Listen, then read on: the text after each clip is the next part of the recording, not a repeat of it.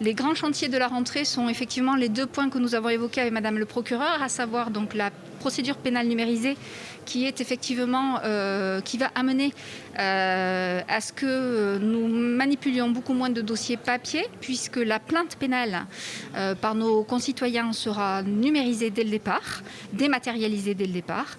C'est un des premiers chantiers, c'est pas le seul.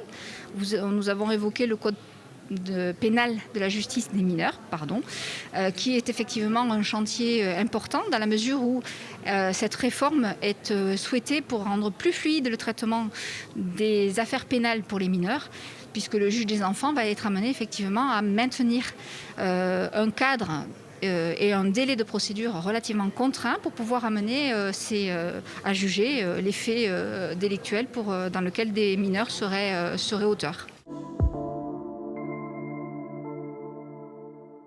La lutte contre la violence conjugale, c'est quelque chose qui est un domaine qui est beaucoup plus investi que quand j'ai pu débuter dans la magistrature, par exemple. Ce qui ne veut pas dire qu'il y a une augmentation des faits qui se produisent, mais une augmentation des faits constatés, ça c'est certain. Et peut-être parce qu'ils sont plus signalés aussi. Voilà. Mais en tout cas, oui, la lutte contre les violences conjugales, c'est un domaine dans lequel le traitement a beaucoup évolué.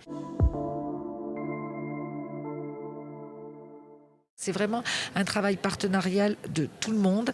Alors, il y a évidemment l'éviction du conjoint violent, il y a bien évidemment la protection des victimes aussi. Il y a un côté auteur, si vous voulez, et un côté victime. Sur le côté victime, il y a notamment l'attribution de téléphones grave danger. Il y a également la mise en place des bracelets anti-rapprochement qui est généralisée depuis la fin de l'année dernière au niveau national. Nous en disposons de 3 dans la juridiction, mais c'est un volet de 3. C'est-à-dire que dès lors que nous en attribuons un autre nous est de nouveau attribué. Donc on en a 3 en permanence, si vous voulez. Actuellement, nous en avons 4 qui sont attribués. Cela nécessite le consentement de la victime et bien évidemment, il faut qu'elle soit d'accord. Mais c'est un dispositif de protection qui ne vient pas se substituer aux obligations d'éviction, qui ne vient pas se substituer au téléphone grave danger, mais qui est un complément. Il va être présenté le lancement d'une action de formation à l'égard des professionnels. Les professionnels, ce sont les policiers, les gendarmes, les professionnels qui interviennent à l'égard des auteurs pour effectivement une action de formation à l'égard de ces auteurs de violences conjugales.